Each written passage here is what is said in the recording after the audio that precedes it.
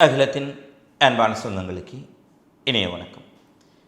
மீனவர் காலையினூடாக சந்தித்திருக்கின்றோம். ஈரான் போர் தொடர்பாக அமெரிக்க அதிபர் டொனால்ட் ட்ரம்ப் தெரிவித்த கருத்துக்கள் தொடர்பிலும் ஏற்கனவே கூறப்பட்ட பல விடயங்களின் பொய்களை மேலும் மெருகூட்டி பல தரம் தாழ்ந்த விமர்சனங்களையும் முன்வைத்து ட்ரம்ப் ஆற்றிய உரை உலகம் முழுவதும் மிக பெரும் எதிர்ப்பை ஏற்படுத்தி இருக்கின்றது. இது குறித்து தற்போது ஈரான் தெளிவான பதிலை வழங்கியிருக்கின்றார்கள். அமெரிக்காவினுடைய பல்வேறுபட்ட தளங்கள் மிக கடுமையான முறையில் ஈரானால் தாக்குதலுக்குள்ளாக இருக்கின்றது. ஹார்முஸ் ஜலசந்தியை திறப்பது குறித்து அமெரிக்காவுக்கு அதிர்ச்சியான செய்தியை பிரான்ஸ் தெரிவித்திருக்கின்றார்கள். இந்நிலையில் தற்போது வெளியான மிக பிந்திய முக்கிய தகவல்களை இந்த காணொலியில் பார்க்கலாம்.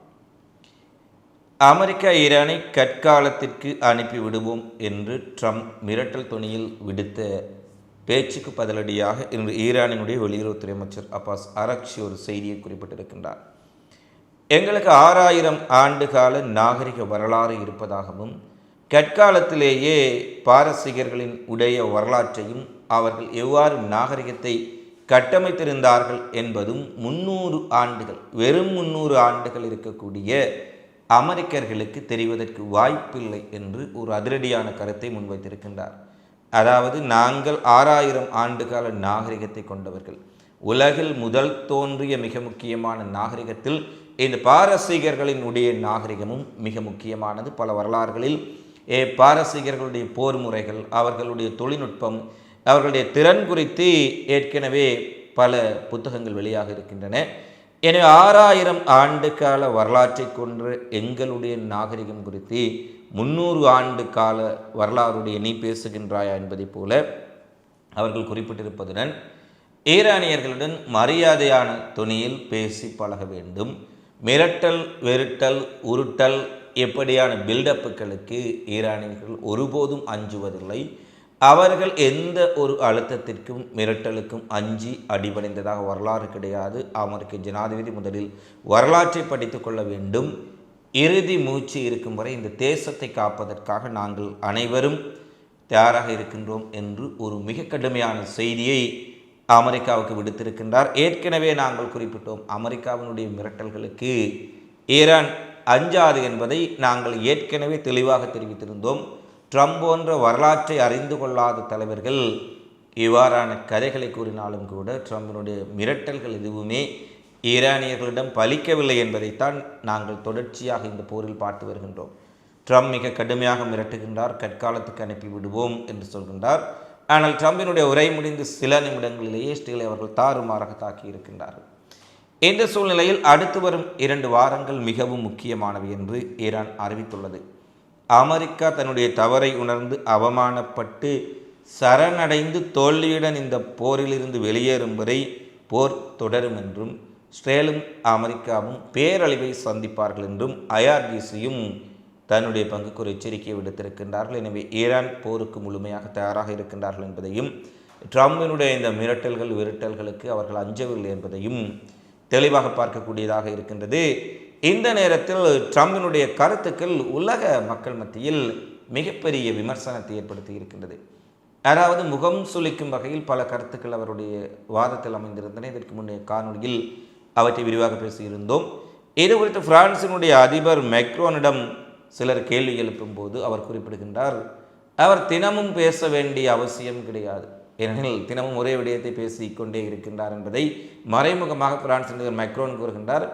அவர் தினமும் பேச வேண்டிய அவசியம் கிடையாது. தினமும் ஏதாவது அறிக்கை, ட்விட்டர் பதிவுகள், சோசியல் மீடியா பதிவுகளில் அவர் யுத்தத்தை செய்ய தேவையில்லை. களத்தில் என்ன நடைபெறுகின்றது என்பதுதான் எங்களுக்கு முக்கியமான விடயம். அதேபோல ஹார்முஸ் ஜலசந்தியை பலவந்தமாக திறப்பது என்பது சாத்தியமற்ற விடயம். இது ஈரானுடன் பேச்சுவார்த்தை மூலமாக ஒரு ராயதந்திர ரீதியில் ஈரானை அணுகி அவர்களுடைய சம்மதத்துடன் இந்த ஹார்முஸ் ஜலசந்தியை திறக்க முடியுமே தவிர ஒருபோதும் இராணுவ பலத்தின் ஊடாக இதை திறக்க முடியாது என்று உண்மையை உறக்க சொல்லி இருக்கின்றார். ஏனெனில் ட்ரம்ப் இந்த ஹார்முஸ் ஜலசந்தியை நாங்கள் கையகப்படுத்துவதற்கு அனைத்து நாடுகளும் இணைந்து கொள்ள வேண்டும், நேட்டோ நாடுகள் தங்களுடைய படைகளை அனுப்ப வேண்டும் என்றெல்லாம் பேசி வரும் சூழ்நிலையில் மேக்ரோன் தெளிவாக சொல்லிவிட்டார், அமெரிக்க படைகளாலோ அல்லது அமெரிக்கா நேட்டோ படைகளை கூட்டிணைத்தாலோ கூட ஹார்முஸ் ஜலசந்தியின் ஆதிக்கத்தை ஈரானிடமிருந்து நாங்கள் யுத்தம் செய்து பெற்றுக்கொள்ள முடியாது. ஏனெனில் அமெரிக்க இராணுவத்தை ஈரான் தோற்கடித்து விடுவார்கள் கார்மூஸ் ஜலசந்தியை கைப்பற்ற முனைந்தால் என்பதை தெளிவாக மேக்ரோன் கூறுகின்றார்.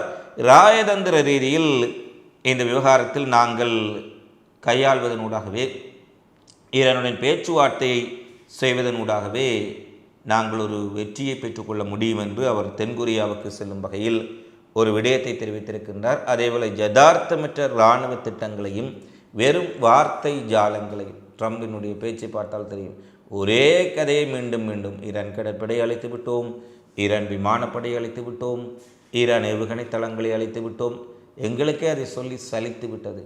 ஆனால் இந்த மனிதன் ஒவ்வொரு நாளும் மைக்கின் முன்பாக வந்து இதே விடயத்தை இந்த ஈரான் யுத்தம் ஆரம்பித்தது முதல் ஒரு 100 தடவைக்கு மேல் இவற்றை கூறியிருக்கிறார். நாங்கள் வெற்றி பெற்று விட்டோம். முதல் நாளிலிருந்து இதைத்தான் கூறுகின்றார். 30 நாட்கள் கடக்கப் போகின்றன. தினமும் வெற்றி பெற்று விட்டோம் என்றால் தினமும் ஒரு வெற்றி பெறுகின்றார்கள், தினமும் ஒரு போர் நடக்கின்றதா? அப்படி தினமும் வெற்றி பெற்றாலே இந்த போர் நீடித்து கொண்டிருக்கின்றது. இது போன்ற முட்டாள்தனமான பொறுப்பற்ற பேச்சுக்களுக்கு மேக்ரோன் சரியான பதிலடியை கொடுத்திருக்கின்றார். தினமும் நீங்கள் முதலில் பேச வேண்டாம் என்பதைப் போல அவர் பேசிய விடயம் தான் இன்று பல ஊடகங்களில் ட்ரோல் செய்யப்பட்டு ட்ரம்பினுடைய பேச்சுக்கள் அங்கு வைரலாகி கொண்டிருக்கின்றன. இந்த நிலையில் ஸ்பெயின், பிரான்ஸ், இத்தாலியை தொடர்ந்து ஆஸ்திரியாவும் ஒரு அதிர்ச்சியை கொடுத்திருக்கின்றது. எங்கள் வான்வெளியினூடாக இனி அமெரிக்க போர் விமானங்கள் பறக்கக்கூடாது என்று ஆஸ்திரியா, ஸ்பெயின், பிரான்ஸை தொடர்ந்து மிக முக்கியமான ஒரு அறிவிப்பை வழங்கியிருக்கின்றார்கள். ஈரானுக்கு எதிரான தாக்குதலை நடத்துவதற்கு புறப்பட்ட அமெரிக்க போர் விமானங்கள் தங்கள் வான்வெளியை பயன்படுத்த ஆஸ்திரியாவும் தற்போது பகிரங்கமாக தடை விதித்திருப்பது பென்டகனை அதிர்ச்சிக்குள்ளாக்கி இருக்கின்றது. அதேவேளை மேலும் பல நாடுகள் அமெரிக்கா தங்களுடைய தளங்களை பயன்படுத்துவதற்கு தடை விதிக்கலாம் என்ற எதிர்பார்ப்பும் தற்போது நேட்டோ நாடுகள் மத்தியில் பேசப்படுகின்றது. ஏனெனில் நேட்டோ நாடுகளை எவ்வளவு தரம் தாழ்த்தி பேச முடியுமோ அவ்வளவு தூரம் ட்ரம்ப் பேசிக் கொண்டிருக்கின்றார்கள். அவர்களுக்கும் தற்போது வெட்கம், மானம், சூடு சுரணைகள்லாம் கொஞ்சம் வந்துவிட்டது போல. ஈரான் அமெரிக்காவுக்கும் இஸ்ரேலுக்கும் அடித்த அடியில் நேட்டோ நாடுகளும் கொஞ்சம் சூடு சுரணை வந்துவிட்டது போல இருக்கின்றது. அவர்களும் அமெரிக்காவுக்கு எதிராக பேச ஆரம்பித்து விட்டார்கள். எல்லாம் ஈரானினுடைய பதில் தாக்குதல் செய்த வேலை என்றுதான் சொல்ல வேண்டும். இன்று ஆஸ்திரியாவும் அமெரிக்க விமானங்கள் பறக்க முடியாது என்று அறிவித்திருக்கின்றார்கள்.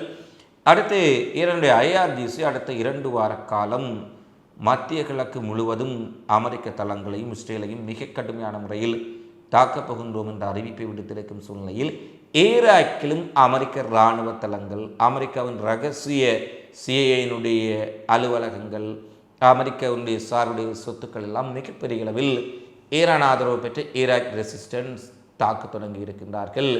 எங்கெல்லாம் அமெரிக்கா சார்ந்த விடயங்கள் இருக்கல்லோ அங்கெல்லாம் ட்ரோன்கள் வீழ்ந்து வெடிக்கின்றன, ஏவுகணைகள் வெடிக்கின்றன, தாக்குதல்கள் நடக்கின்றன. இந்த நிலையில் பக்தாத்தில் இருக்கக்கூடிய அமெரிக்க தூதரகம் ஒரு அவசர அறிவிப்பை விடுக்கின்றார்கள். ஈராக்கிலிருந்து அமெரிக்கர்கள் உடனடியாக 48 மணி நேரத்துக்குள் நீங்கள் ஈராக்கை விட்டு வெளியேற வேண்டும் என்றும், அமெரிக்க இலக்குகள் மீது மிக கடுமையான தாக்குதல்கள் நடைபெறலாம் என்பதால் இந்த அறிவிப்பை அவர்கள் வெளியிடுவதாக குறிப்பிட்டிருக்கிறார்கள். பாருங்கள், ஈரானை கைப்பற்ற போய் கடைசியில் ஈராக்கிலும் இருக்க முடியாத நிலை அமெரிக்காவுக்கு ஏற்பட்டிருக்கின்றது.